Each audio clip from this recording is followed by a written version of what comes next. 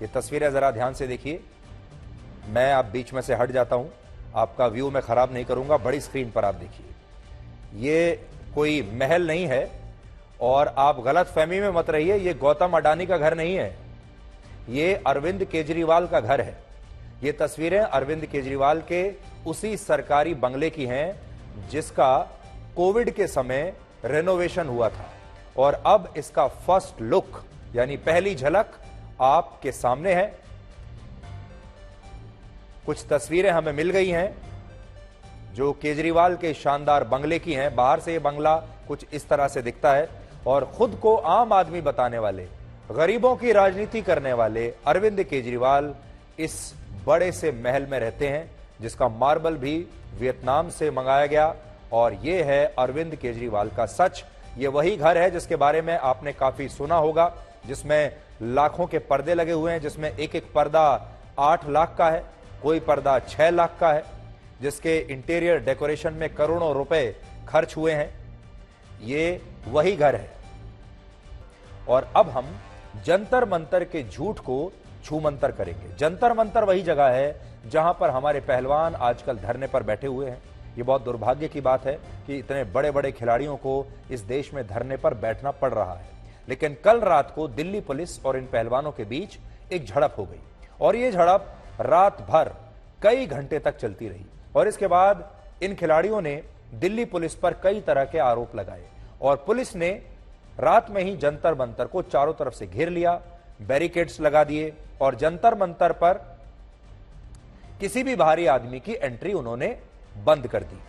कोई भी बाहर का व्यक्ति अब वहां जा नहीं सकता था, ना मीडिया का कोई आदमी जा सकता है और ना ही कोई और इनका समर्थक कोई वहां पर जा सकता है। जंतर मंतर पर इस वक्त जो कुश्ती लड़ी जा रही है उसके दांव पेच काफी हद तक किसान आंदोलन के दांव पेचों से मिलते जुलते हैं। इसलिए आज हम एक सच्चे रेफरी की तरह कुश्ती के इस मैच का एक ब्लैक एंड व्हाइट विश्लेषण आपको दिखाएंगे। जिसने पॉइंट जीता है तो हम उसे पॉइंट देंगे और जिसने फाउल किया है तो हम फाउल भी बताने से चूकेंगे नहीं। और इसकी शुरुआत हम इस घटना से करना चाहते हैं। अब आप ध्यान से देखिएगा अगले कुछ मिनट तक जो हम आपको बताने वाले हैं। इस पूरे घटनाक्रम को समझने के लिए हमने 30 से ज्यादा वीडियोस को आज देखा और इनमें ज्यादातर वीडियोस वो हैं जिन्हें प्रदर्शनकारियों के मोबाइल फोन से रिकॉर्ड किया गया है। यानी जो ज्यादातर प्रदर्शनकारी वहां पर मौजूद थे उन्होंने ही वीडियो बनाए हैं। दिल्ली पुलिस की तरफ से बहुत ही कम या ना के बराबर वीडियोस बने हैं, जबकि कुछ वीडियोस जो हमने आज देखे वो हमारी टीम ने यानी आज तक की टीम ने अपने कैमरे से रिकॉर्ड किए हैं। तो आज तक की टीम ने जो रिकॉर्ड किया वो भी हमने देखा। लेकिन जो बड़ी संख्या में सोशल मीडिया पर जो सारे वीडियोस घूम रहे हैं वो सारे वीडियोस वो हैं जो प्रदर्शनकारियों ने अपने मोबाइल फोन से बनाए थे। बड़ी बात यह है कि जब ये सब कुछ वहां पर हो रहा था तब ज्यादातर प्रदर्शनकारियों ने इस घटना के वीडियोस अपने मोबाइल फोन से बनाए और कुछ लोगों ने इस घटना की फेसबुक पर और इंस्टाग्राम पर लाइव स्ट्रीमिंग भी की। बहुत सारे खिलाड़ी और बहुत सारे प्रदर्शनकारी ऐसे थे। देखिए यहां पर भी मैं आपको बड़ी स्क्रीन में आपको दिखाता हूं। जब ये सब चल रहा है अगर आप देखेंगे तो ये सब खिलाड़ी लगातार अपने अपने मोबाइल फोन से इस पूरे घटनाक्रम को रिकॉर्ड कर रहे हैं और कई लोग इसको फेसबुक पर और इंस्टाग्राम पर इसकी लाइव स्ट्रीमिंग भी कर रहे थे। और हमने इन सारे वीडियोस को भी आज देखा। लगभग 18 से 19 वीडियो ऐसे थे जो प्रदर्शनकारियों के मोबाइल फोन से बनाए गए थे। लेकिन इनमें से किसी भी वीडियो में हमें कोई भी पुलिसकर्मी पहलवानों के साथ दुर्व्यवहार करता हुआ या मारपीट करते हुए दिखा नहीं। माफी चाहते हैं इन पहलवानों से, लेकिन हमने सारे वीडियोस देख लिए, हमें कहीं ऐसा दिखाई नहीं दिया कि पुलिस वाले, दिल्ली पुलिस के लोग इनसे कहीं धक्का मुक्की करते हुए नजर आ रहे हों या इन्हें पीटते हुए नजर आ रहे हों या किसी के कपड़े फाड़ते हुए नजर आ रहे हों। ऐसा कुछ नहीं हुआ। लेकिन इस तरह जब होता है तो थोड़ा बहुत पुलिस को बल प्रयोग करना होता है और थोड़ी धक्का मुक्की हो ही जाती है, क्योंकि सामने जो प्रदर्शनकारी थे वो भी बहुत उग्र मूड में थे। इसके अलावा जिस वीडियो में विनेश फोगाट यह आरोप लगा रही हैं कि इस घटना के दौरान पुलिस ने राहुल नाम के एक पहलवान का एक लड़के का सिर फोड़ दिया, वो बात भी बाद में गलत निकली, क्योंकि पहलवानों ने इसे बहुत बड़ा मुद्दा बनाया कि पुलिस ने उनके एक साथी का सिर फोड़ दिया। उन्होंने हिंसा की और एक लड़के का सिर फूट गया, खून निकलने लगा। हमें इस लड़के के 3 वीडियोस मिले हैं, जिनमें एक वीडियो उस लाइव स्ट्रीमिंग का है जिसमें यह लड़का खुद कह रहा है कि उसके सिर पर यह चोट पंखे की वजह से लगी है, उसके सिर पर पंखा लग गया, क्योंकि वहां काफी भगदड़ उस समय मची हुई थी, धक्का मुक्की हो रही थी।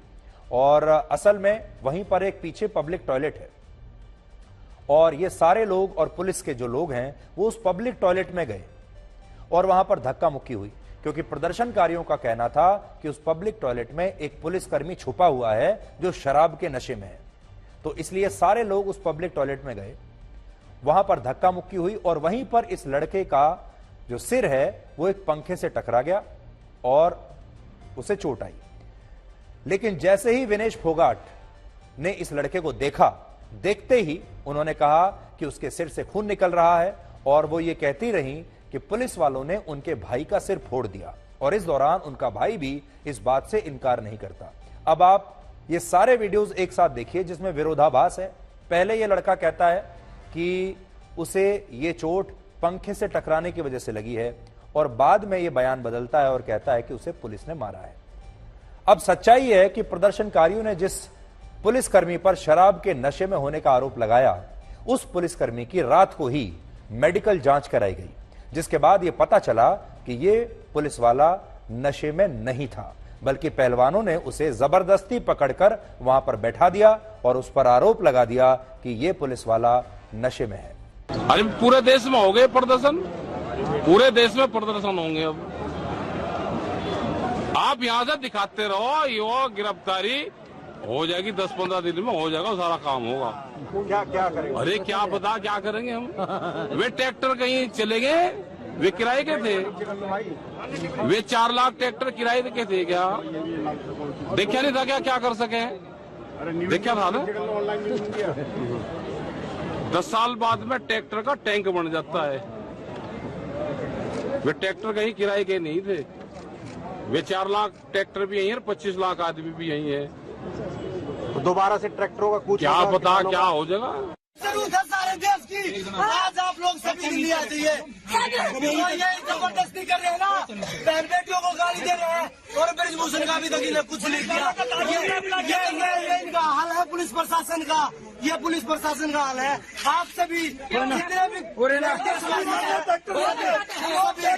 सभी ट्रैक्टर जितने भी भाई हैं दिल्ली पहुंचो। सुबह नहीं होनी चाहिए, सुबह तैयार सारे लोग सारे यहीं पाने बेटियों को गालियां दे रहे हैं, उनको बदतमीजी कर रहे हैं इनके साथ। अब आप ये तस्वीरें देखिए जो कल रात की है। कल रात को जब इस घटना के बाद विनेश फोगाट और साक्षी मलिक ने मीडिया से बात की, तब ये दोनों महिला पहलवान बहुत भावुक थीं और लगातार रो रही थीं, और इस दौरान उनके साथ एक और महिला थी जो लगातार इन महिला पहलवानों को चुप करा रही थी। देखिए, इन तीनों महिलाओं के पीछे, पहलवानों के पीछे एक और महिला है जो खुद भी रो रही है।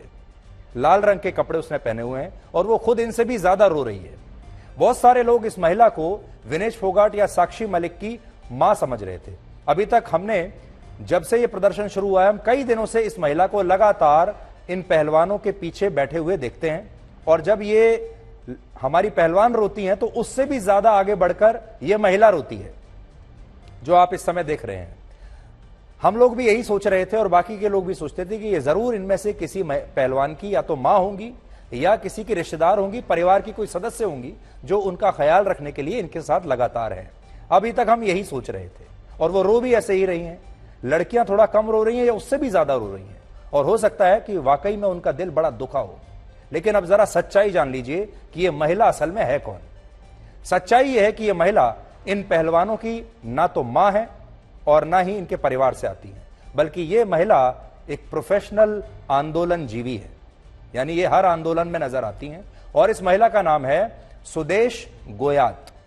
सुदेश गोयात हरियाणा की रहने वाली हैं और वो खुद को एक सामाजिक कार्यकर्ता बताती हैं, लेकिन सच ये है कि वो हर उस आंदोलन में शामिल होती हैं जो सरकार के खिलाफ होता है। सुदेश गोयात के आंदोलन जीवी बनने की शुरुआत वर्ष 2015 से हुई थी, जब उन्होंने 1 रैंक 1 पेंशन की मांग को लेकर हुए आंदोलन में हिस्सा लिया था, विरोध प्रदर्शन में हिस्सा लिया था।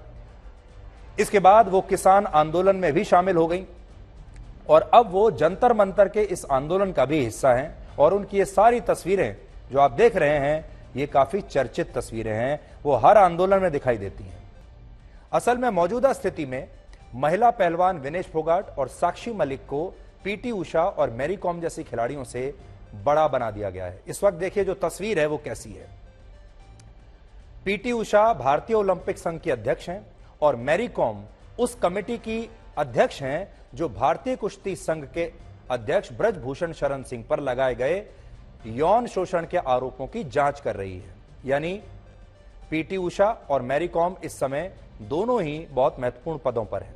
लेकिन अभी जो मौजूदा स्थिति है उसमें विनेश फोगाट और साक्षी मलिक को पीटी उषा और मैरी कॉम जैसी बड़ी और महान खिलाड़ियों से भी बड़ा बना दिया गया है। तो आज की अगर आप स्थिति देखेंगे तो विनेश फोगाट और साक्षी मलिक आपको पीटी उषा और मैरी कॉम से भी कहीं ज्यादा बड़ी नजर आएंगी। आज उनकी बात ज्यादा सुनी जा रही है और पीटी उषा की बात कम सुनी जा रही है। मैरी कॉम जिस कमेटी की अध्यक्ष है उस कमेटी पर सवाल उठ रहा है, मैरी कॉम पर सवाल उठ रहा है। उस कमेटी ने अभी तक तो अपनी रिपोर्ट पेश नहीं की है, लेकिन उस कमेटी की बात कोई मानने के लिए तैयार नहीं है।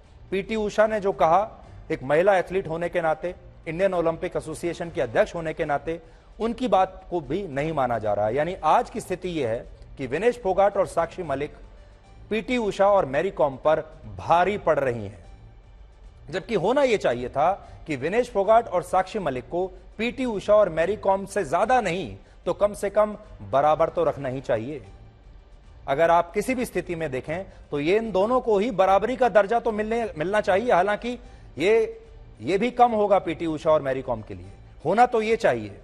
अगर विनेश फोगाट किसी घर की बेटी हैं और साक्षी मलिक किसी परिवार की बेटी हैं, किसी की बहन है, तो पीटी उषा भी किसी की बेटी है, किसी की बहन है। मैरी कॉम भी किसी की बेटी है, किसी की बहन है, किसी की पत्नी है, किसी की मां है। और विनेश फोगाट ने अगर इस देश के लिए बहुत काम किया है, बहुत मेडल जीते हैं, साक्षी मलिक ने जीते हैं, तो उससे कहीं ज्यादा पीटी उषा ने जीते हैं, मैरी कॉम ने जीते हैं। क्या ये महिलाएं नहीं हैं? क्या इनकी इज्जत नहीं है? अब आप पीटी उषा और मैरी कॉम को अगर बड़ा नहीं बना सकते तो उन्हें विनेश फोगाट और साक्षी मलिक के बराबर तो रख ही सकते हैं। अब हकीकत क्या है ये देखिए। विनेश फोगाट ने मुख्य रूप से कुल मिलाकर अभी तक अंतरराष्ट्रीय इवेंट्स में 13 मेडल जीते हैं, जिनमें 4 गोल्ड मेडल हैं। इनमें भी विनेश फोगाट ने ओलंपिक खेलों में आज तक कोई मेडल नहीं जीता है। साक्षी मलिक ने मुख्य रूप से कुल जो मेडल जीते हैं उसमें 2 गोल्ड मेडल हैं, 8 मेडल उन्होंने जीते हैं, जिसमें से 2 गोल्ड मेडल है और 1 ब्रॉन्ज मेडल उन्होंने ओलंपिक खेलों में भी जीता है। लेकिन अब आप पीटी उषा का रिकॉर्ड देखिए। पीटी उषा ने मुख्य रूप से कुल 23 मेडल जीते हैं, जिनमें 14 गोल्ड मेडल हैं। यानी विनेश फोगाट और साक्षी मलिक दोनों ने मिलकर 6 गोल्ड मेडल जीते हैं, जबकि पीटी उषा अकेले ने 14 गोल्ड मेडल जीते हैं। इसके अलावा 1984 के ओलंपिक खेलों में पीटी उषा 400 मीटर की हर्डल रेस में 1 सेकंड के 100वें भाग से ब्रॉन्ज मेडल जीतने से चूक गई थी और ये पहली भारतीय महिला एथलीट हैं जो अपनी श्रेणी में ओलंपिक खेलों के फाइनल तक पहुंची थी। उस जमाने में यह बहुत बड़ी बात थी।